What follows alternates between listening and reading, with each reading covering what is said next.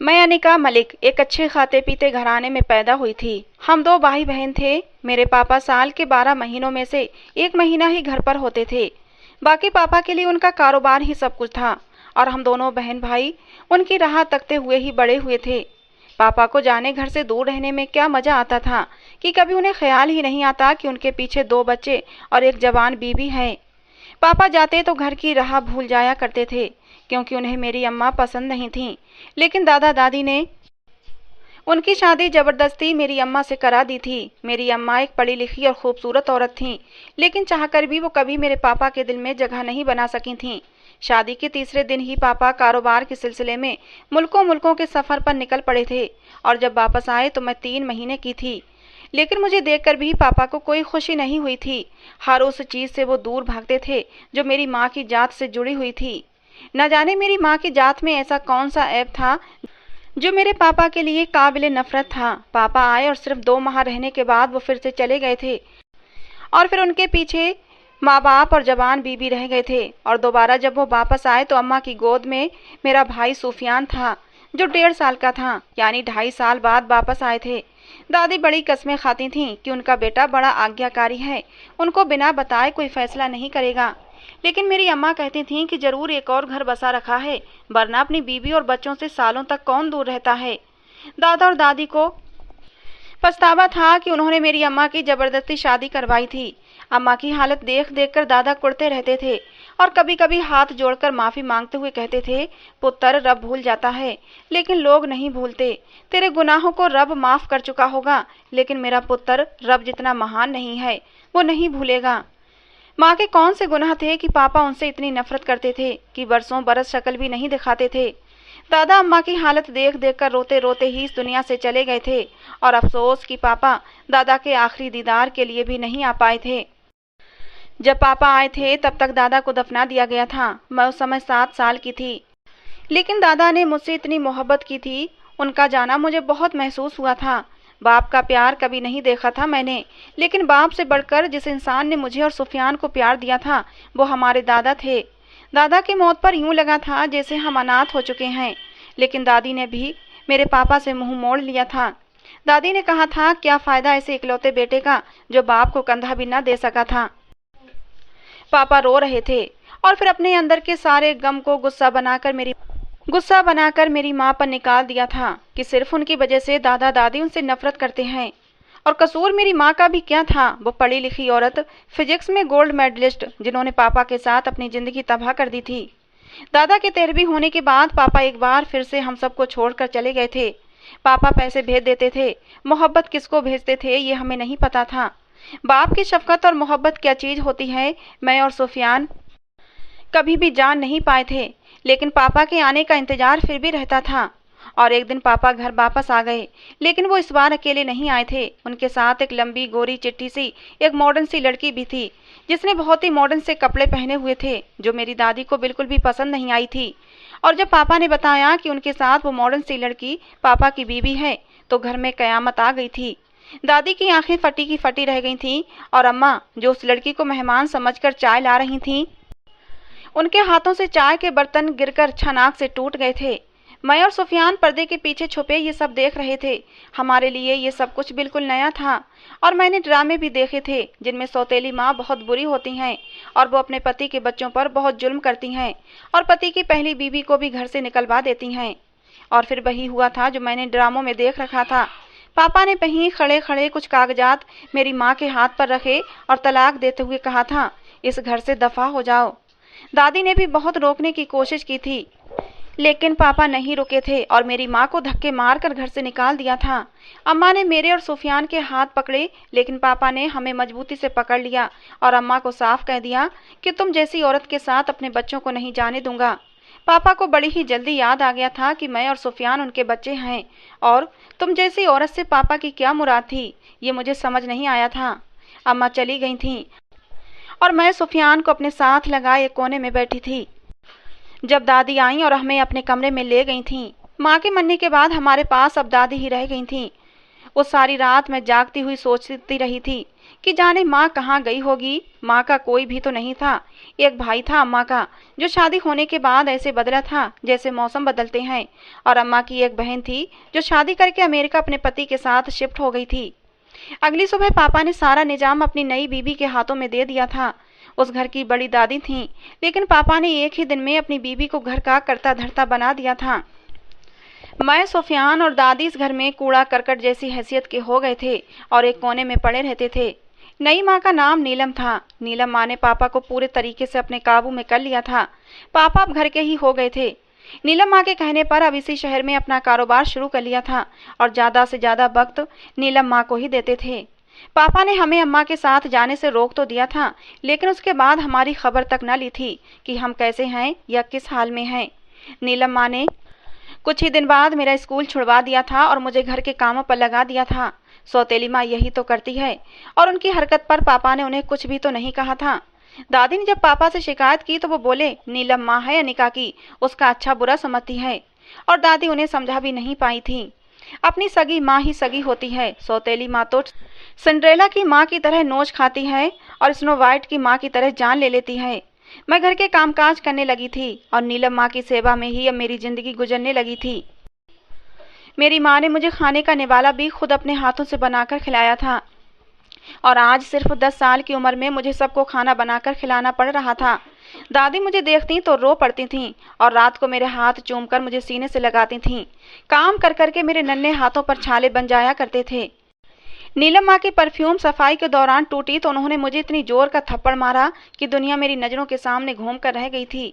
मैंने रोते हुए जब पापा को बताया तो उन्होंने मुझे और मेरी बात को वैसे ही इग्नोर कर दिया जैसे मेरी अम्मा को इग्नोर किया करते थे। और फिर उस दिन के बाद मैंने अपने होंठ सी लिए थे। मैंने कोई भी शिकायत नहीं की थी।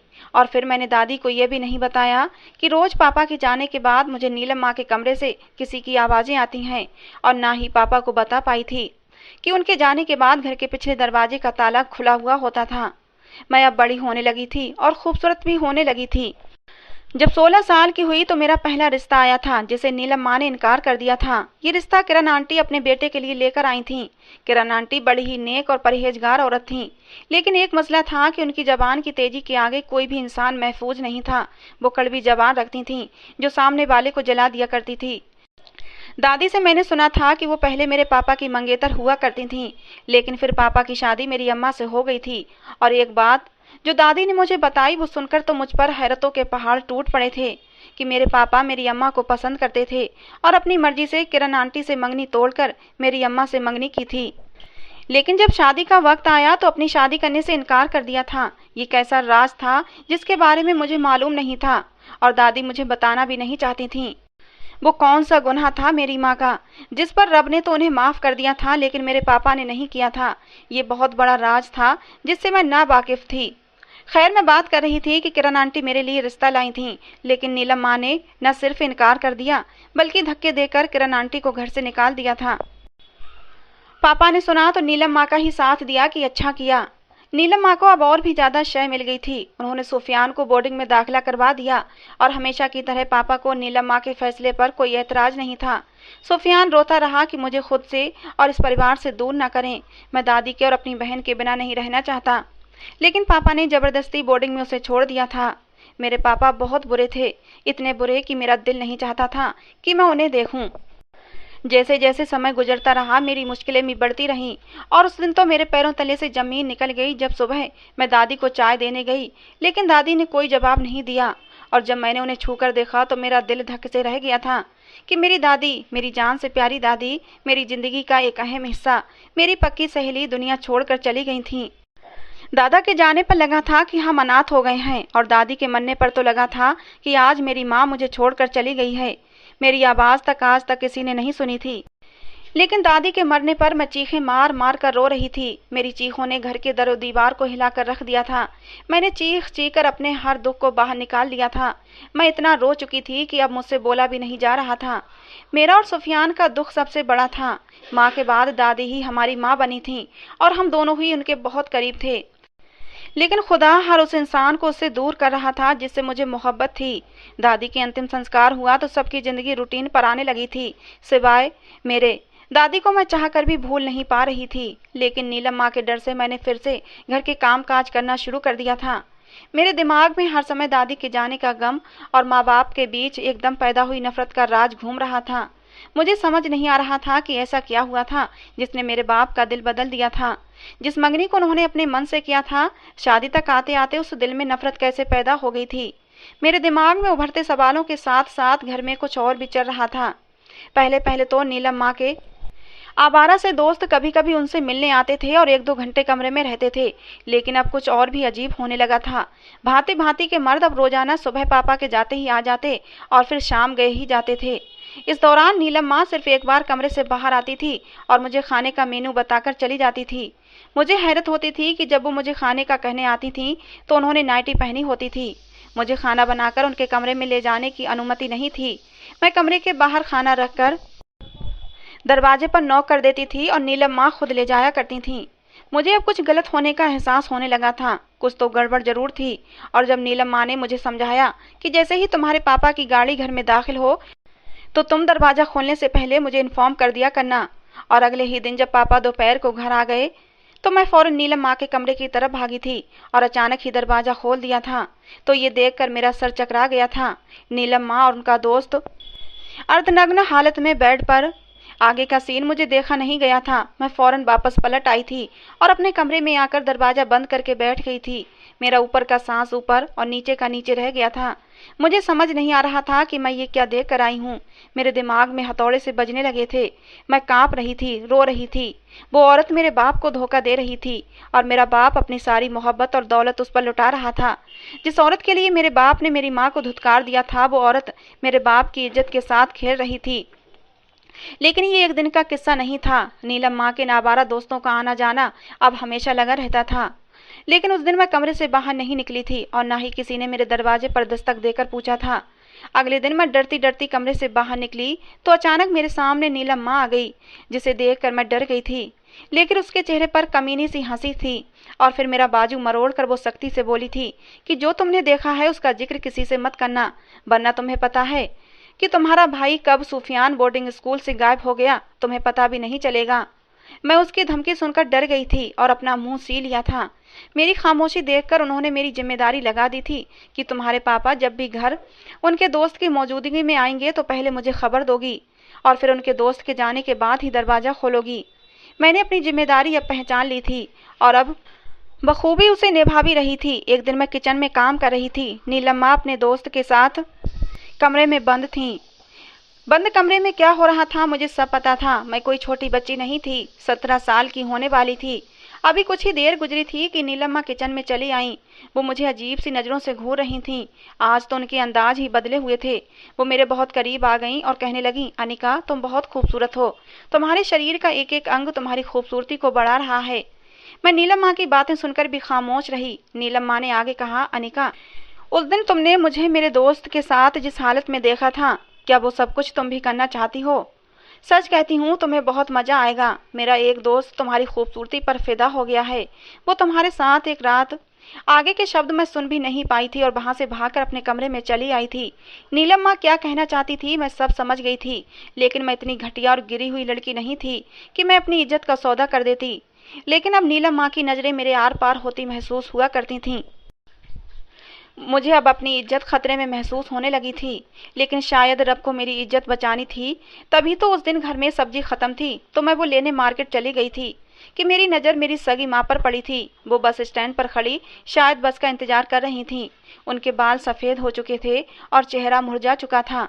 कपड़े भी काफ़ी पुराने लग रहे थे, जिससे साफ जाहिर था कि वो दर दर की ठोकरें खा रही हैं। मैं भागकर उनके पास गई और उनके गले लगकर दहाड़े मार मार कर रोने लगी। आसपास के लोग हमें हैरत से देख रहे थे। उन्होंने मुझे चुप कराया और अपने साथ करीबी पार्क में ले आई थीं, जहां पानी पिलाने के बाद उन्होंने मेरा माथा चूमा और नम आंखों से मेरी खैरियत पूछने लगीं। तो मैं रो दी थी। और उस दिन मैंने माँ से सवाल किया था कि आखिर ऐसा भी क्या हुआ था जिसने पापा के दिल में मोहब्बत को नफरत में बदल दिया था। तो मेरी माँ ने एक ऐसी कहानी सुनाई जो दिल चीर देने वाली थी और रोंगटे खड़े कर देने वाली थी। माँ ने बताया कि मैं अपने माँ बाप की सबसे बड़ी बेटी थी।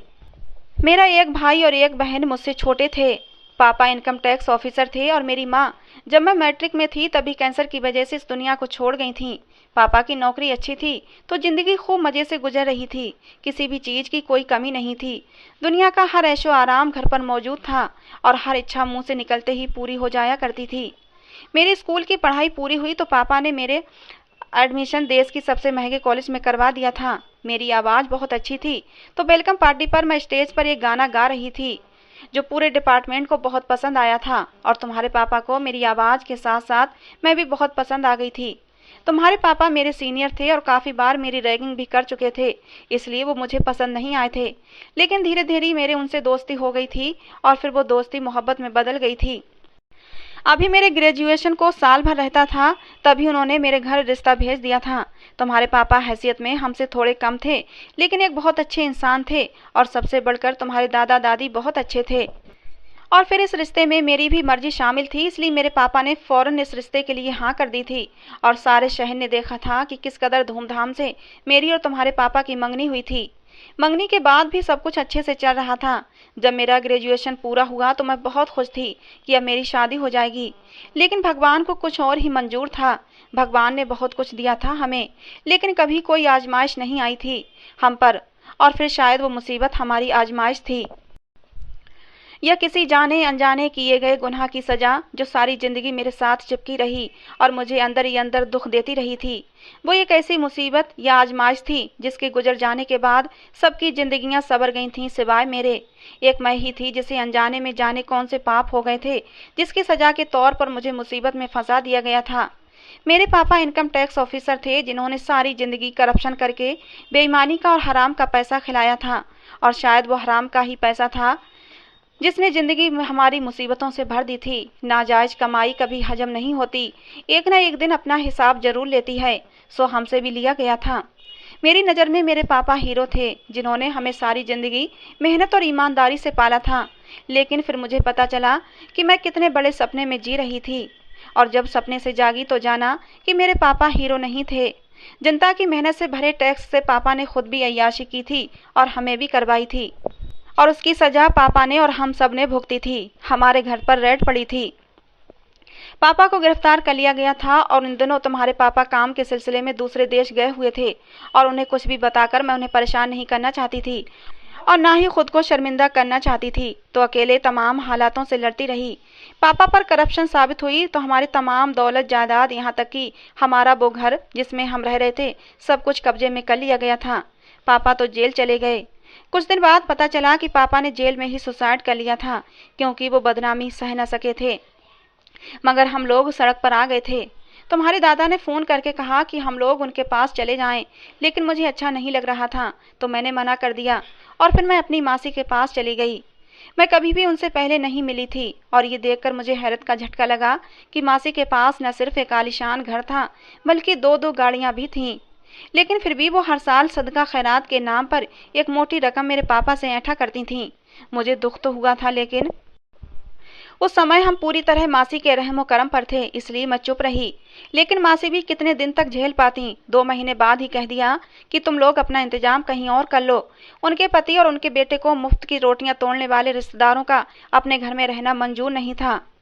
मुझे अच्छे से याद था मासी का कि यही बेटा हमारे घर ऐशो आराम से आकर रहता था और अपनी पत्नी और बच्चों को भी लाता था, लेकिन कभी हमारे माथे पर बल भी नहीं आया था। और आज वही हमें मुफ्त की रोटियां तोड़ने वाला कह रहे थे, और हमारे मौसा जी हमें बच्चा बच्चा करते और अपनी औलाद कहते थे, नहीं थकते थे जब तक हमारे पास दौलत थी। और जैसे ही हमारे हालात बदले थे वो हमें घर से बेघर कर चुके थे।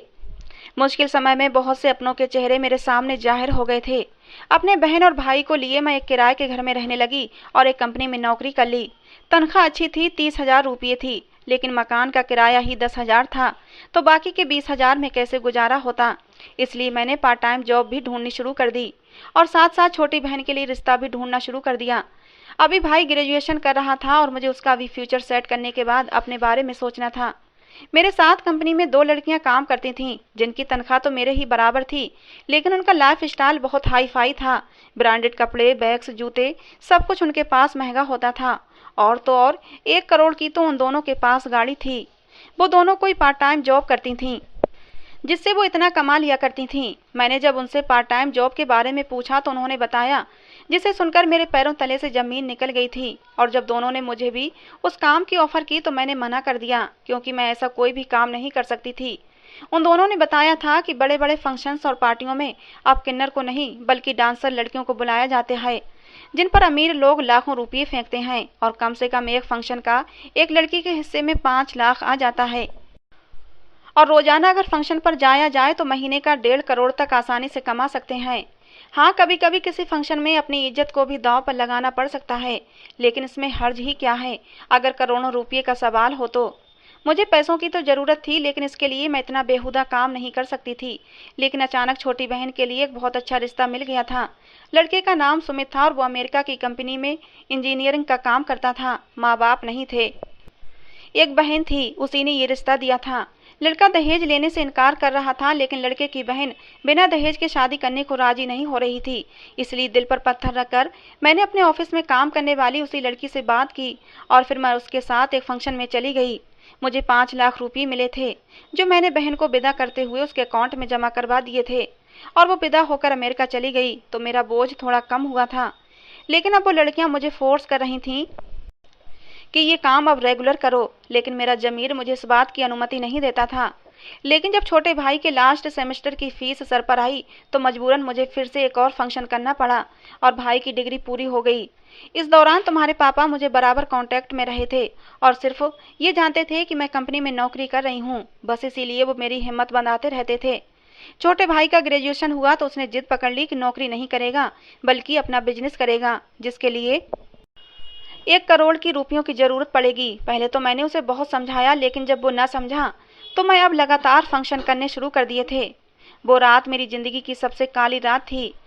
मैं उस फंक्शन में डांस कर रही थी जब उस कोठी के मालिक ने मेरी तरफ इशारा किया और अपने एक खास आदमी के कान में कुछ कहा था। फंक्शन खत्म होने के बाद मैंने अपने पैसे इकट्ठे किए और अपने घर आ रही थी कि तभी एक आदमी ने मेरा मुंह दबाकर मुझे एक अंधेरे कमरे में बंद कर दिया और कमरे को बाहर से लॉक लगा दिया। मैं दरवाजा खटखटाती रही, लेकिन किसी ने भी दरवाजा नहीं खोला। थोड़ी देर बाद वही कोठी का मालिक कमरे के अंदर आया। वो कोई 60-65 साल का बुढ़ा था, चेहरे से ही दरिंदगी झलक रही थी। वो रात मेरे ऊपर कयामत की रात थी। सुबह तक मेरी इज्जत तार तार हो चुकी थी। मैंने जैसे तैसे खुद को संभाला और घर आ गई थी और 1 की जगह 2 करोड़ छोटे भाई के हाथ पर रख दिए थे, जिससे उसने अपना कारोबार शुरू कर लिया था, जो उसकी मेहनत और लगन से सिर्फ 1 साल में ही ऐसा तरक्की कर गया था।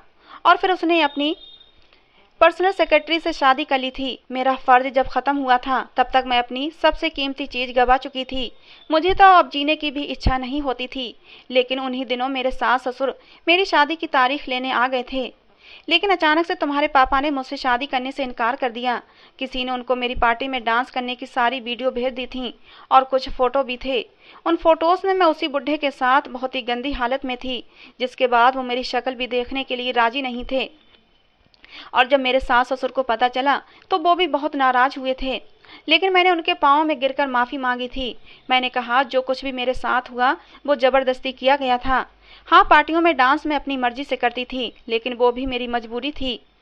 मेरी मजबूरी को देखते हुए तुम्हारे दादा दादी ने तो मुझे माफ़ कर दिया था, लेकिन तुम्हारे पापा किसी भी दलील को मानकर मुझे माफ़ करने को तैयार नहीं थे, बल्कि वो मुझसे शादी करने को भी तैयार नहीं थे। और दूसरी तरफ मेरे भाई की पत्नी को मेरी मौजूदगी अब बुरी लगने लगी थी और उसकी बातों में आकर कई बार मेरा खुद का भाई मुझे घर से निकलने के लिए कह चुका था। उसके लिए मैंने अपनी इज्जत, मोहब्बत, फ्यूचर सब दांव पर लगा दिया था। उसने भी मुझे जल्द से जल्द शादी करके जाने का कह दिया था। मेरे हालात देखते हुए तुम्हारे दादा दादी ने तुम्हारे पापा को बहुत फोर्स किया, फिर इमोशनल ब्लैकमेल करके मुझसे शादी करवा दी थी। लेकिन वो बिल्कुल भी खुश नहीं थे। शादी की पहली रात ही मुझे एक बाजारू औरत कहकर मेरे दिल के टुकड़े टुकड़े कर दिए थे। उनके दिल में मेरे लिए जो मोहब्बत थी वो रत्ती भर भी नहीं बची थी। लेकिन मैं अपने रिश्ते को हर हाल में बचाना चाहती थी। मैंने जो किया था वो मजबूरी में किया था और मैं इस सब के लिए बहुत ज़्यादा शर्मिंदा भी थी और रो रो कर अपने रब से माफ़ी भी मांग चुकी थी और तुम्हारे पापा से भी। लेकिन शायद रब ने तो मुझे माफ़ कर दिया था, लेकिन तुम्हारे पापा ने नहीं किया था।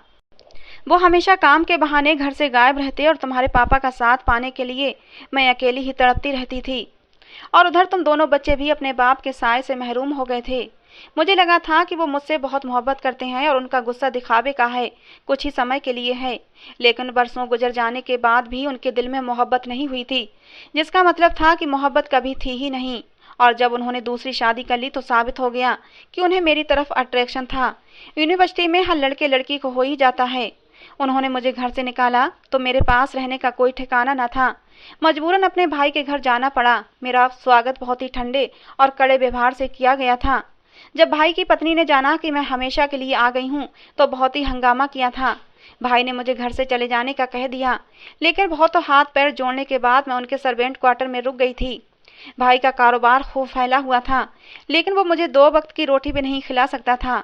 इसलिए आज मैं सड़कों पर मारी मारी फिरती हूँ, नौकरी तलाश करती हूँ। बहन को फ़ोन करूँ तो वो कहती है, सर मत खाओ दीदी, अपनी ज़िंदगी जियो और हमें भी जीने दो।